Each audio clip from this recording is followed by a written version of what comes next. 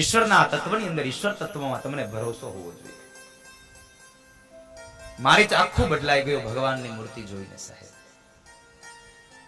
ભગવાનનું રૂપ જોઈ અને મારી બદલાઈ ગયું. સુબાહુ ગયો, કારણ કે સુબાહુને ભગવાનને માર્યો છે.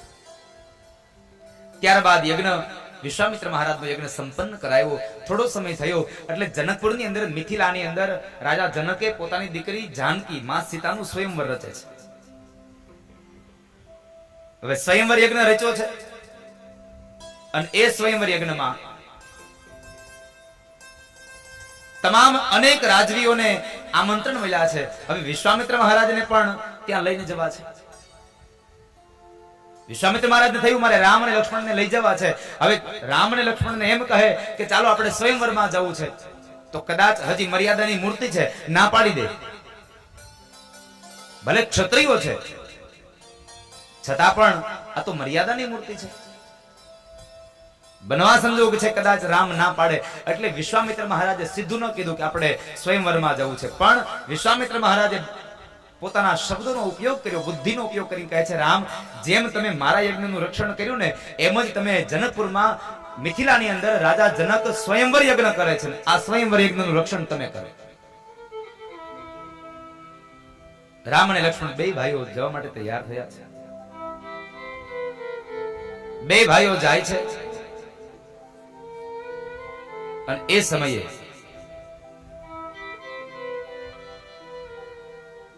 વિશ્વામિત્ર મહારાજ, રામ, લક્ષ્મણ આ ત્રણેય માર્ગમાં ચાલ્યા જાય અને માર્ગની અંદર બરાબર એક મોટી પથ્થરની શિલા દેખાણી છે.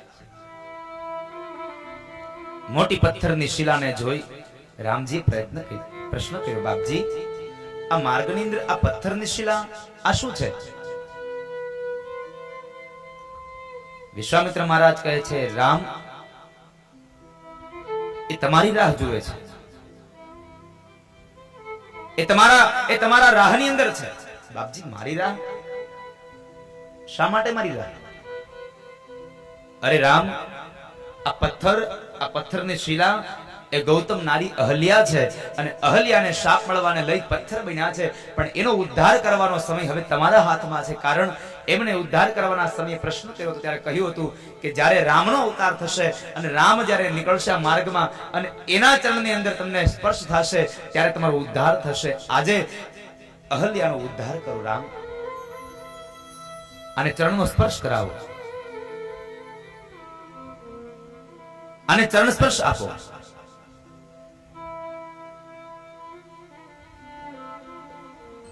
એક મહાપુરુષ એવું લખે છે, મેં વાંચ્યું છે, રામને એમ કહેવામાં આવ્યું કે આ પથ્થરની શિલા એક સ્ત્રી છે અને તમે એને પગ અડાડો. રામે સ્પર્શ ના પાડી, બાપજી, અમે ક્ષત્રિયના સંતાન છીએ અને અમારે ક્ષત્રિયનો ધર્મ છે સ્ત્રીની રક્ષા કરવી, અમારાથી સ્ત્રીઓને પગ ન અડાડાય, અમે તો ક્ષત્રિયના સંતાન છીએ.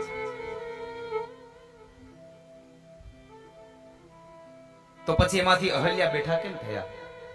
એક મહાપુરુષેનું પોતાનું મંતવ્ય આપ્યું છે કે રામે પગ ઉપાડ્યો ને, એ પગ ઉપાડતાની સાથે જ પગના તળિયામાં જે રજ હતી એ રજ ઉડી અને પથ્થરની શિલા ઉપર પડી અને એમાંથી અહલ્યા બેઠા થયા છે. હજી પગ અડાડવાનો સમય આવ્યો જ નહીં સાહેબ.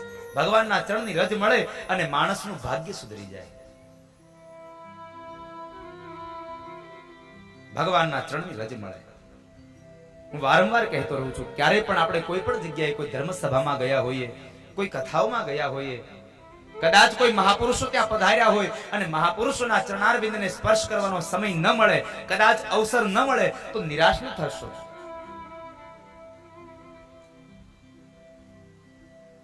પણ જે માર્ગમાંથી મહાપુરુષો ચાલ્યા છે, સંતો ચાલ્યા છે, એ માર્ગમાંથી સંતોના ચરણારવિંદ જ્યાં પડ્યા છે ને, એ ચરણારવિંદની માટી લઈ, એ રજ લઈ અને તમારા મસ્તકમાં પધરાવશો ને તો પણ તમારું ભાગ્ય સુધરી જશે.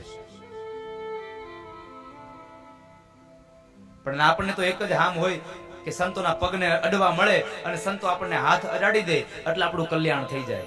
પણ મહાપુરુષો કહે છે, કદાચ સંતોને સ્પર્શ કરવાનો સમય મળે નહીં, અવસર ન મળે, તો મૂંઝાવું નહીં. જે માર્ગ ઉપરથી ચાલેલા સંતો છે એ માર્ગની રજને તમારા મસ્તક ઉપર પધરાવો, જેથી કરી તમારું ભાગ્ય બદલે. એટલે તો પુષ્ટિ સંપ્રદાય કહે છે, બહુ સરસ મજાનું પદ છે, राधे तेरे चरणों की रज धूल जो मिल जाए, सच कहता हूँ शामा तकदीर बदल जाए. આખું ભાગ્ય બદલી જાય.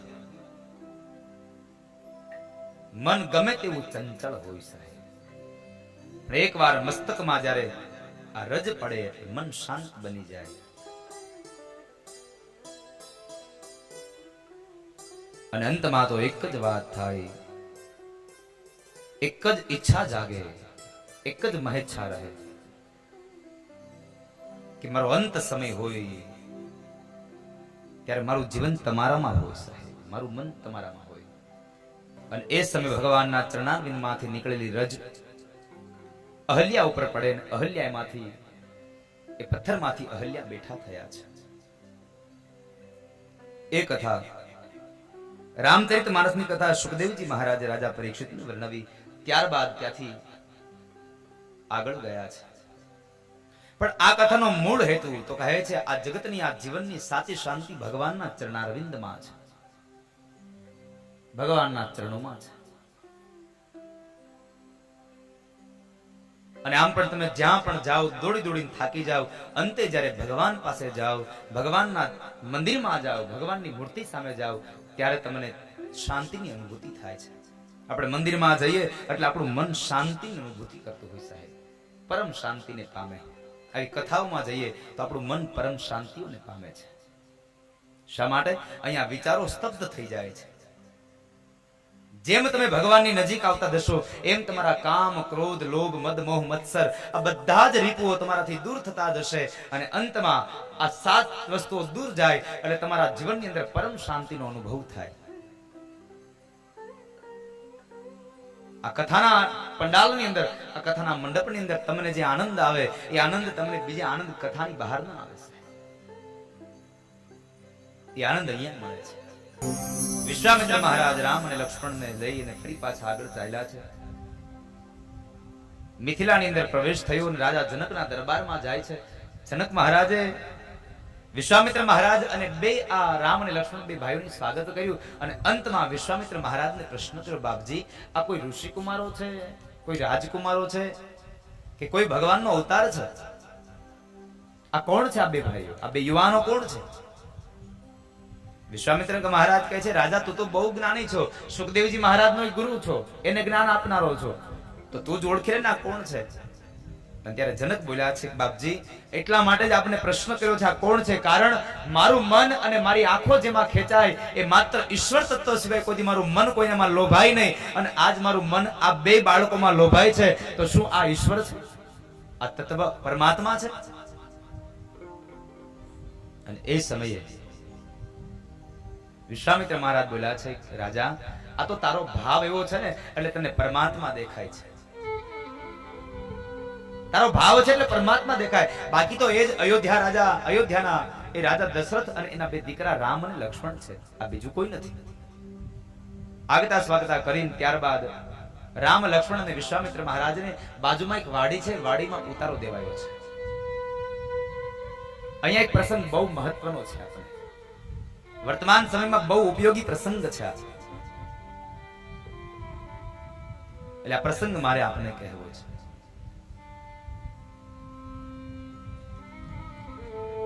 જ્યારે વાડીની અંદર ઉતારો અપાયો છે, દિવસનો કાળ સંપન્ન થયો, રાત્રિનો સમય આવ્યો.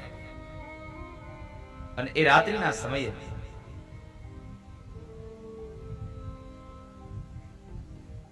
વિશ્વામિત્ર મહારાજ ભોજન કરી પરવારીને જ્યાં પોતે સુવે છે, એ સુતા છે, એ સમયે બરાબર ભગવાન રામ વિશ્વામિત્ર મહારાજના ચરણની સેવા કરે છે, ગુરુના ચરણની સેવા કરે છે. અને જ્યારે ચરણની સેવા કરે છે, વિશ્વામિત્ર મહારાજ નિંદ્રાને આધીન થયા. હવે રામજી પોતે પોતાની પથારીમાં સુવા જાય છે. અહીંયા બે ભાઈઓ વચ્ચેનો મારે પ્રેમ કહેવો છે. આ કળિયુગમાં થોડા દિવસ થાય અને બે ભાઈઓ અલગ થઈ જાય છે. મારે તમને આ વાત અહીંયા એટલા માટે પ્રસંગ લઈ આવ્યો છું, એટલા માટે મારે પ્રસંગ કહેવો છે.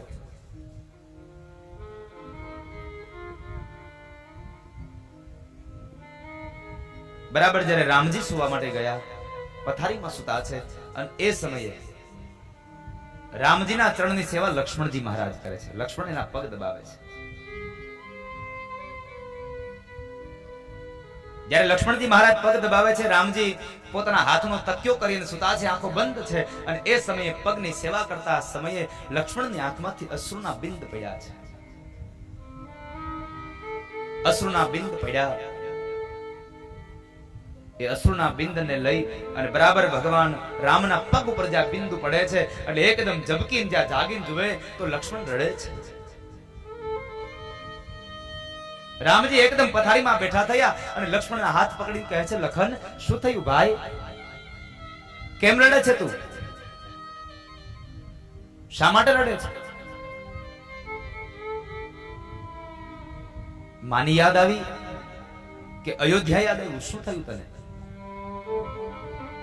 શેષ અવતાર લક્ષ્મણ જવાબ આપે છે, મોટા ભાઈ, જ્યાં સુધી મારા ભાઈ રામ મારી હારે હોય ને, મારી સાથે હોય, ત્યાં સુધી મને ન મારી માં યાદ આવે, ન મને મારું અયોધ્યા યાદ આવે. કારણ મારા ભાઈનો પ્રેમ છે ત્યાં સુધી આ દુનિયામાં કોઈ વ્યક્તિ મને ન રડાવી શકે સાહેબ. કોઈની યાદ ન સતાવે મને. તો તારી આંખમાં અશ્રુ શા છે? લક્ષ્મણ કહે છે, મોટા ભાઈ, મારી આંખમાં અશ્રુ એક જ વાતના છે, એકમાત્ર ચિંતા મને રડાવે છે કે કાલ સવારે કદાચ તમારા લગ્ન થશે, મારા ભાભી ઘરમાં આવશે ને, તો જે પગની હું સેવા કરું છું ને એ સેવા મારા હાથમાંથી જુટવાઈ જશે, અને સેવા જુટવાઈ જશે ને તો મારું મન શાંતિની અનુભૂતિ નહીં કરે, મારું મન શાંત નહીં રહે. એટલા માટે મને દુઃખ થાય છે કે કાલ કદાચ મારા ભાભી આવશે તો મારા હાથમાંથી સેવા જુટવાઈ જશે. ભગવાન રામ કહે છે, અરે લક્ષ્મણ, એક વાત યાદ રાખો કે કાલ કદાચ મારા લગ્ન થાય, તારી ભાભી ઘરમાં આવે તો મારા ડાબા પગની સેવા તારી ભાભી કરશે અને મારા જમણા પગની સેવા મારો લક્ષ્મણ કરશે. ડાબા પગની સેવા તારી ભાભી કરશે અને જમણા પગની સેવા લક્ષ્મણ તું કરીશ. અને કદાચ સાંભળી લે, આ વાત તારી ભાભીને નહીં ગમે ને તો હું તારી ભાભીને છોડી દઈશ, પણ લક્ષ્મણ જિંદગીભર તને કોઈ દિવસ નહીં છોડું, તને નહીં છોડું.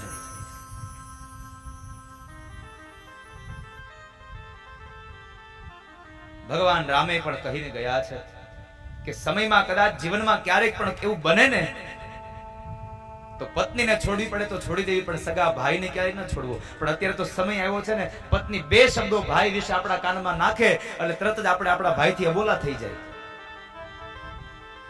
સગો ભાઈ સગા ભાઈને બોલાવતો બંધ થઈ જાય. અત્યારે સમય આવ્યો સાહેબ, સગા ભાઈની સલાહ ન લે, હાળાની સલાહ લેવા જાય. સાળો વધારે નજીક આવ્યો.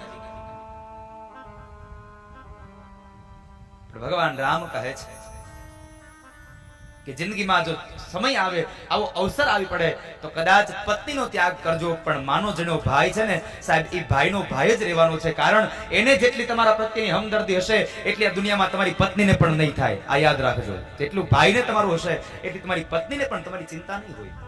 માટે ભાઈને ન છોડશો ક્યારેય, ભાઈઓથી જુદા ન થશો. સંયુક્ત પરિવારમાં રહેવાના સંકલ્પો કરો, સાથે રહેવાના પ્રયત્નો કરો, અને સાથે રહેશો ને એમાં તમારા પરિવારની, તમારા કુળની ઉન્નતિ હશે સાહેબ. સમાજ તમારામાંથી નોંધ લેશે. રામચરિત માનસ એમ કહે છે, ભેગા રહ્યો.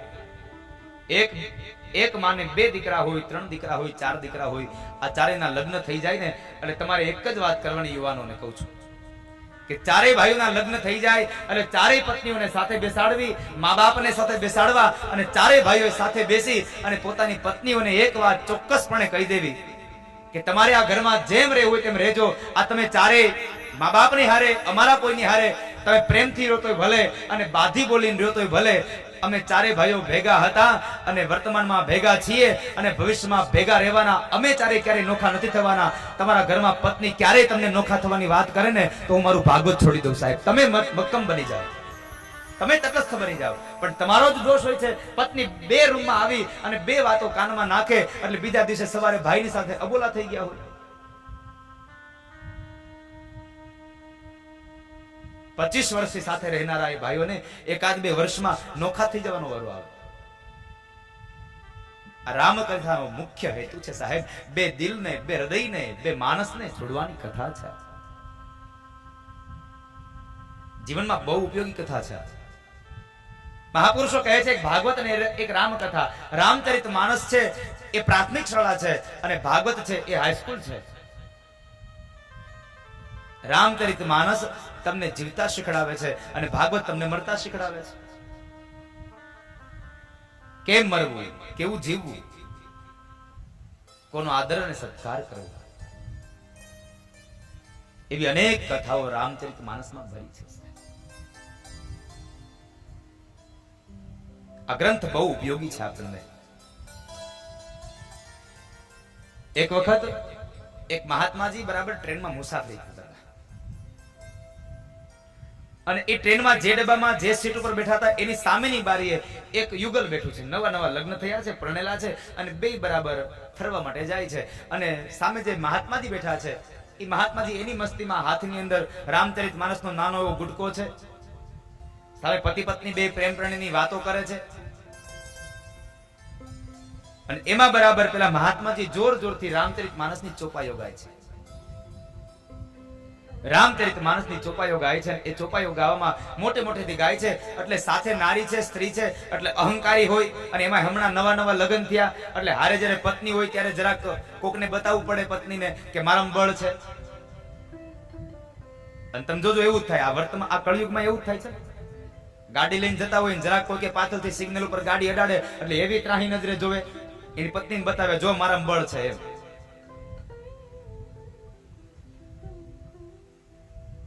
અહીંયા પત્ની સાથે છે એટલે પેલા મહાત્માજીને કહે છે એ મહારાજ તમારે ગાવું હોય તો મનમાં ગાવ, આ તમારી ચોપાઈઓ અમારે નથી સાંભળવી, અમને અમારી વાતોમાં ડિસ્ટર્બ થાય છે. મહારાજ મૌન થઈ ગયા. મનમાં વાત હતા. વળી પાછો શું રંગ ચડ્યો અને મહારાજે વળી પાછી ચોપાઈ ગાય. વળી પાછી ચોપાઈ જોર જોરથી ગાવા લાગ્યા. એટલે વળી પાછો પેલો યુવાન બોલે છે મહારાજ તમને કેટલી વાર ના પાડવી, અને તમારે જો ગાવાનું બંધ ન કરવું હોય તો જાઓ બીજા ડબ્બામાં વયા જાઓ, બીજી જગ્યાએ બેસો.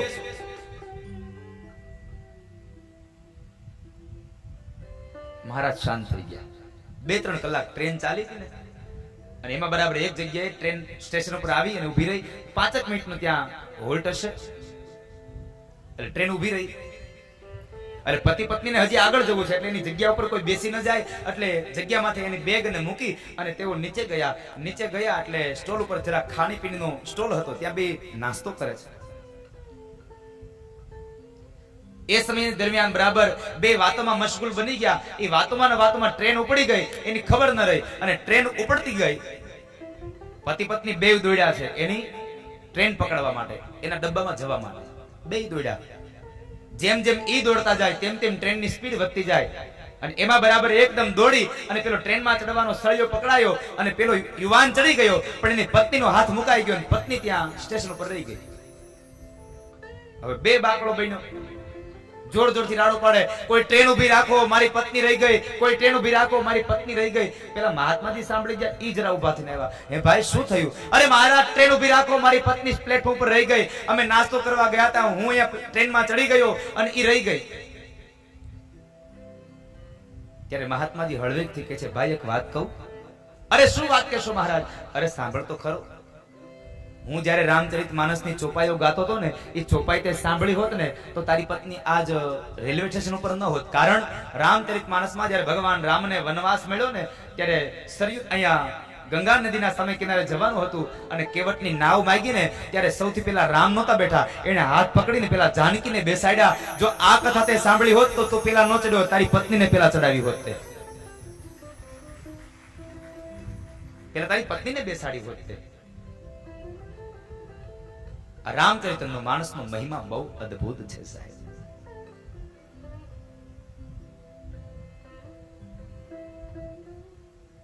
અને એ સમયે રામજીએ લક્ષ્મણને સાંત્વના આપી. બીજા દિવસનો સૂર્ય ઉદય થયો અને એ સમયે રામ અને લક્ષ્મણ બે ભાઈઓને લઈ અને વિશ્વામિત્ર મહારાજ એક મહામંચ જે મંડપ રચાયો એ મંડપની અંદર આવ્યા છે. માનસકાર એમ કહે છે, મહાપુરુષો કહે છે કે એક સાથે 10,000 રાજાઓ બેસી શકે એવડી મોટી વ્યવસ્થા કરી હતી રાજા જનકે.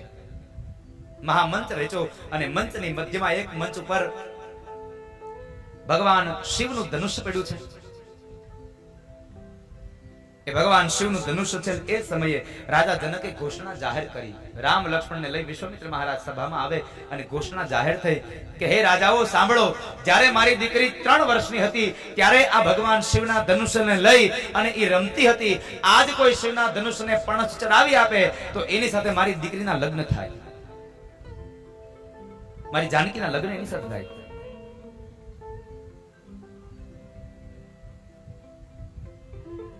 અને એ સમયે એક પછી એક રાજાઓ આવે છે, પણ માં જાનકીએ ભવાનીની પ્રાર્થના કરી. માં ભવાનીને પ્રાર્થના કરે છે. માં ભવાનીને પ્રાર્થના કરી કે છે હે માં, આ ધનુષ્ય કોઈનાથી ઉપડવું ન જોઈએ. અને માં ભવાનીએ ભગવાન શિવને પ્રાર્થના કરી અને શિવજીએ આ દુનિયામાં આ જગત ઉપર ધરતી પર જેટલા પણ એના ગણ હતા ને બધાય ગણને સૂક્ષ્મ રૂપે લાવી અને ધનુષ્ય બાણ પર મૂકી દીધા. અનેક રાજવીઓ આવ્યા, ધનુષ્યને ઉપાડવાના પ્રયત્નો કરે, પણ ધનુષ્ય ઉપડ્યું નહીં કોઈનાથી. અંતે રાજા જનકથી આ દુઃખ ન જોવાયું અને વિશ્વામિત્ર મહારાજ કહે છે ઉઠવ રામ ભંજવું ભવભાત. એ રામ ઉભા થાવ અને આ જનકની અંદર જે પરિતાપ આવ્યો છે, હવે તાપ આવ્યો, એ તાપનો તમે નાશ કરો. કારણ જનક બોલ્યા હતા કે શું આ ધરતીમાં વીર વિહોણી થઈ ગઈ, આ ધરતીમાં હવે ક્ષત્રિયો રહ્યા નહીં. આટલા શબ્દો બોલ્યા ત્યારે રામજીનું લોહી ન ઉકળ્યું, પણ શેષ અવતાર લક્ષ્મણજી ઉભા થઈ ગયા. સાવધાન જનક, એક પણ શબ્દ હવે આગળ બોલ્યા છો. રામજીએ લક્ષ્મણનો હાથ પકડ્યો. લક્ષ્મણ શું કરે છે? મોટા ભાઈ, જ્યાં સુધી આ સભાની અંદર મર્યાદા પુરુષોત્તમ રામ બેઠા છે ત્યાં સુધી આ જનકથી બોલાય કેમ કે આ ધરતી વીર વિહોણી છે? કાં તો તમે એના પ્રશ્નનો જવાબ તમે આપી દો અને કાં તો મને હમણાં આજ્ઞા આપી દો. હમણાં એને ખબર પડે કે કેટલી તાકાત છે આમાં. શાંત કર્યા, શાંત લક્ષ્મણ. વિશ્વામિત્ર મહારાજની સામે નજર કરીને વિશ્વામિત્ર મહારાજ કહે છે રામ જાઓ અને હવે તમે તમારું કાર્યને સિદ્ધિ આપો, કાર્યને સાત્વત કરો. રામજી ઉભા થયા, વિશ્વામિત્ર મહારાજને વંદન કર્યા છે. ત્યારબાદ માં કૌશલ્યાને મનોમન વંદન કર્યા અને અયોધ્યાની ભૂમિને વંદન કર્યા છે. કારણ ભગવાન પણ કહે છે, વેદમાં લખાયું, પુરાણોમાં લખાયું, શાસ્ત્રોમાં લખાયું કે જનની જન્મભૂમિ સ્વર્ગાદપી ગર્યસી. એક જન્મ દેનારી માં અને એક જે ધરતીમાં આપણો જન્મ થયો છે એ જન્મભૂમિ, આ બે આપણા માટે સ્વર્ગ કરતા પણ વિશેષ છે સાહેબ.